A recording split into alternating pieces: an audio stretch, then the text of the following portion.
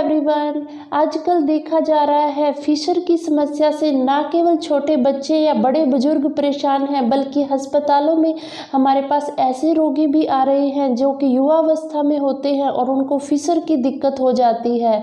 ऐसे रोगियों को मल त्याग करते समय, स्टूल पास करते समय बहुत ज़्यादा दर्द होता है।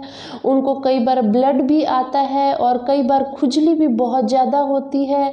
ऐसे रोगियों को चलते फिरते समय और उनको उठने बैठने में भी बहुत दिक्कत आती है। हमारे आज के इस महत्वपूर्ण वीडियो में हम जानेंगे कि अगर आप फिशर की समस्या से परेशान हैं तो इसमें हमें क्या सावधानियां रखनी है, क्या खान पान संबंधी नियम रखने हैं, क्या आहार औषधियां हैं, ये सारी जानकारियां आज के वीडियो में हम जानेंगे। पूरी वीडियो अंत तक ध्यान से जरूर देखें, क्योंकि कई बार अधूरी जानकारी फायदे की बजाय नुकसान भी दे जाती है। हम और भी हेल्थ और आयुर्वेद संबंधी वीडियोस बनाते हैं।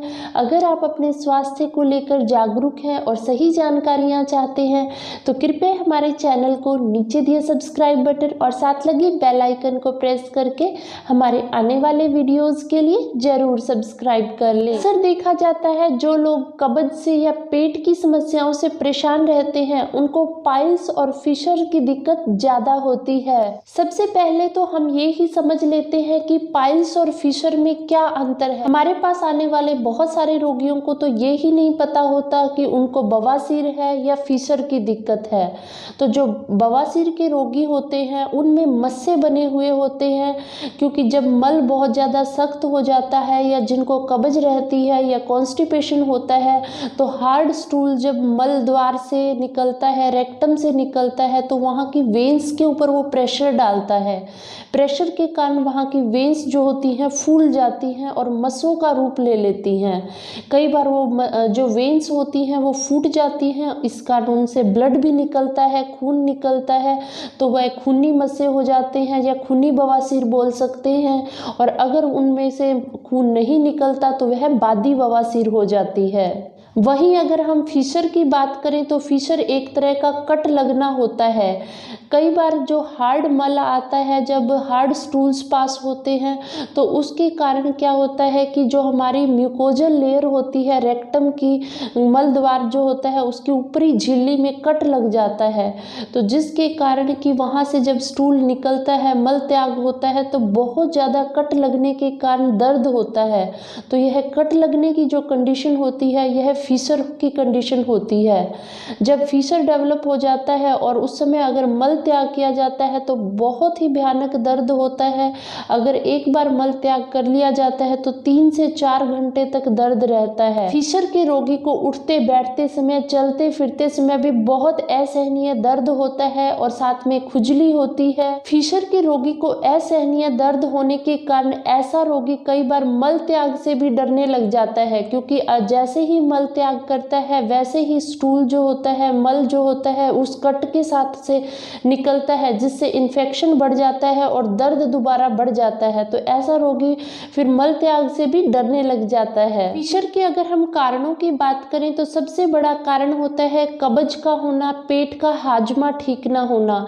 जिन लोगों को कब्ज की समस्या रहती है, हार्ड मल आता है, जो स्टूल होते हैं काफ़ी हार्ड रहते हैं, उनमें देखा जाता है फिशर, ये कट लगने की समस्या ज़्यादा आती है। छोटे बच्चों में भी देखा जाता है, कई बार वो दिन में मल त्याग करते हैं। ऐसे में माताएं हमारे पास आती हैं, वो बताती हैं कि बच्चा जो है पोटी करते समय बहुत परेशानी उसे होती है, क्योंकि उसमें टीयर हो जाता है, बार बार मल त्याग करता है। ऐसे में बार बार वॉश किया जाता है तो कट लग जाता है।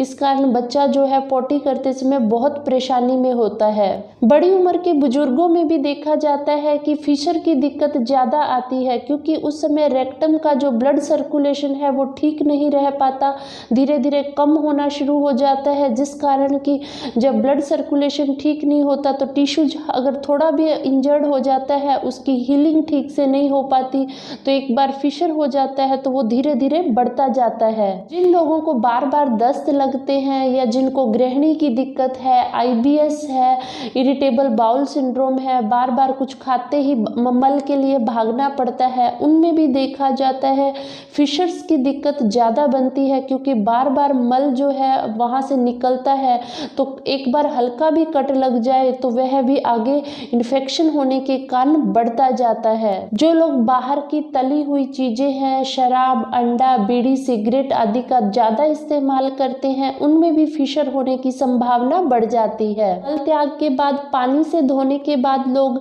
या तो हार्ड टॉवल से या किसी हार्ड कपड़े से जोर से अगर साफ करते हैं मलद्वार को, तो उससे कई बार कट लग जाता है, उसके कारण भी फिशर की दिक्कत ज़्यादा आती है। इसी प्रकार से आजकल जो है सेंटेड परफ्यूम्स वाले टिश्यू पेपर्स का भी इस्तेमाल किया जाता है मलद्वार को सुखाने के लिए। उसमें भी केमिकल्स होते हैं जिनसे एलर्जी बनकर कई बार कट लग सकता है, जिस कारण फिशर्स की दिक्कत ज़्यादा आती है। कई बार लोग काम की व्यस्तता के कारण या बिजी शेड्यूल होने के कारण मलमूत्र के वेगों को रोक लेते हैं, जिस कारण जो स्टूल्स होते हैं बॉडी के अंदर पड़े ही हार्ड होते रहते हैं, मल जो है सख्त हो जाता है, और जब वो मल का त्याग किया जाता है तो वो हार्ड मल जो है जब गुदा द्वार से रेक्टम से निकलता है तो उससे दरारें पड़ सकती हैं, फिशर्स की दिक्कत आनी शुरू हो जाती है। अगर हम शुरुआती अवस्था में ही फिशर का ध्यान रखते हैं तो हम इसकी आगे आने वाली कॉम्प्लिकेशन से बच सकते हैं। हम कुछ आसान घरेलू उपाय हैं, अगर इनको करें तो इसमें काफ़ी फायदा होता है। फिशर के अगर हम इलाज की बात करें तो सबसे पहले कारण को जानना जरूरी है, किस कारण से हमें हो रहा है। सख्त मल है, कब्ज की दिक्कत है, तो सबसे पहले कारण को आप ठीक करें। कब्ज है तो आप फाइब्रस डाइट ज़्यादा लें। किस कारण से कब्ज हो रही है, आप बाहर का बर्गर, पिज़्ज़ा, चाउमीन ये तो नहीं ज़्यादा ले रहे हैं, या फ्रिज की ज़्यादा ठंडी चीज़ों का इस्तेमाल तो नहीं कर रहे हैं, पानी कम पी रहे हैं, इन चीज़ों के ऊपर आप ध्यान दें तो कब्ज ठीक होगी, अपने आप ही फिशर में भी आपको आराम मिलेगा। लोगों को कब्ज के कारण सख्त मल आ रहा है, हार्ड स्टूल पास हो रहे हैं, ऐसे रोगी रात को सोते समय त्रिफला चूर्ण का इस्तेमाल कर सकते हैं, या इसबगोल 1 चम्मच गर्म दूध के साथ इस्तेमाल कर सकते हैं। उससे स्टूल्स जो होते हैं वो सॉफ्ट रहेंगे, जिस कारण फिशर में राहत मिलती है। फिशर के रोगियों के लिए अलसी का प्रयोग करना भी बहुत फायदेमंद होता है। आप अलसी को ड्राई रोस्ट कर लें, उसका पाउडर बना लें, आधा चम्मच की मात्रा में गर्म पानी के साथ अगर अलसी का पाउडर लिया जाता है तो फिशर के रोगियों के लिए बहुत फायदेमंद है। मूली का प्रयोग करना भी पाइल्स और फिशर के रोगियों के लिए बहुत ज़्यादा फायदेमंद है। जिनको बवासीर रहती है या फिशर हो गए हैं तो ऐसे में मूली का रस निकाल लें। 100 ml की मात्रा में अगर सुबह खाली पेट लिया जाता है तो उससे देखा जाता है पाइल्स और फिशर्स में बहुत ज़बरदस्त असर आता है। फिशर के रोगियों के लिए सेकाई भी बहुत महत्वपूर्ण है। फिटकरी के पानी से अगर सेकाई की जाती है तो जख्म है, कट है, वो बहुत जल्दी भरता है। आप गर्म पानी के टब में 1/4 चम्मच जो है फिटकरी का एलम भी जिसे बोलते हैं डालकर उसमें आप पानी के अंदर सेकाई करें रात को सोते समय, उससे देखा जाता है बहुत जल्दी वुंड हीलिंग होती है।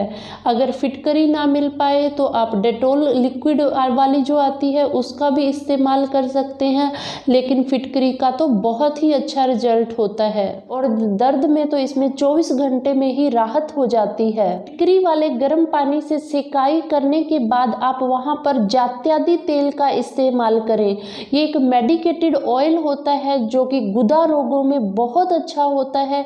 इसको आप अगर आपको शुरुआती अवस्था है दिन में 3 से 4 बार आप इसको लगाएं, उससे देखा जाता है बहुत जल्दी ही लगातार 1-2 दिन के प्रयोग में ही बहुत आराम मिलता है। तो फिटकरी वाले गर्म पानी में सेकाई करने के बाद और जात्यादि तेल के एप्लीकेशन के बाद देखा जाता है जो कट होते हैं बहुत जल्दी भरने शुरू हो जाते हैं। जात्यादि तेल आपको नहीं मिल पाता तो ऐसे में सरसों के तेल का भी इस्तेमाल किया जा सकता है, लेकिन जात्यादि तेल एक बहुत अच्छा वुंड हीलर होता है। लोगों को फिशर की दिक्कत रहती है, अगर उनको जात्यादि तेल ना मिले ऐसी अवस्था में एलोवेरा जो है, ग्वार पाठा है, उसका पत्ता लेके अंदर का गुदा निकाल लें, गुदे के छोटे पीसेस कर लें। उसको लगाने के लिए जहाँ पर कट लगा हुआ है उस हिस्से में अगर एलोवेरा का जेल लगाया जाता है तो वह भी बहुत जल्दी वुंड हीलिंग करता है और बहुत जल्दी घाव भर जाता है और फिशर की दिक्कत में काफ़ी राहत मिलती है। इसके अलावा कुछ सावधानियां भी रखनी है। बाहर का तला हुआ, मिर्च मसाले वाली चीज़ें कम सेवन करनी है। चाय, बीड़ी, सिगरेट, तंबाकू का इस्तेमाल ऐसे समय में कम करना है। वह एक योगासन है, वो भी आप कर सकते हैं। उकड़ू बैठकर, पैरों के बाहर बैठकर आपको मल द्वार को धीरे धीरे ऊपर की ओर खींचना है और फिर धीरे धीरे छोड़ देना है। एक बार कॉन्स्ट्रिक्ट करना है और फिर धीरे धीरे रिलैक्स करना है।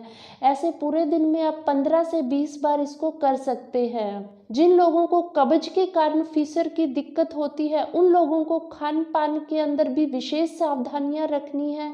आप रात को मुनक्का दाख भिगो कर ले सकते हैं या बेलगिरी का जूस है अगर लिया जाए, पेट भी ठीक रहता है और फिशर के लिए भी वह फायदेमंद है। तो इस प्रकार फिशर के अंदर अगर सेकाई की जाती है, हॉट सीड्स बाथ किए जाते हैं, साथ में लगाने की औषधियां हैं और जो खाने के लिए बताए हैं उनका अगर इस्तेमाल किया जाता है, काफ़ी हद तक इसमें आराम मिल जाता है। उसके अलावा भी आयुर्वेद में और बहुत सारी औषधियां हैं, त्रिफला, गुग्गुल आदि, जो कि आप उचित चिकित्सीय परामर्श से ले सकते हैं। उम्मीद है फिशर से संबंधित यह महत्वपूर्ण वीडियो आपको पसंद आया होगा। आप इसको ज़्यादा से ज़्यादा लाइक और शेयर करें ताकि सभी ज़रूरतमंद लोगों तक यह महत्वपूर्ण जानकारियाँ पहुँच पाएँ।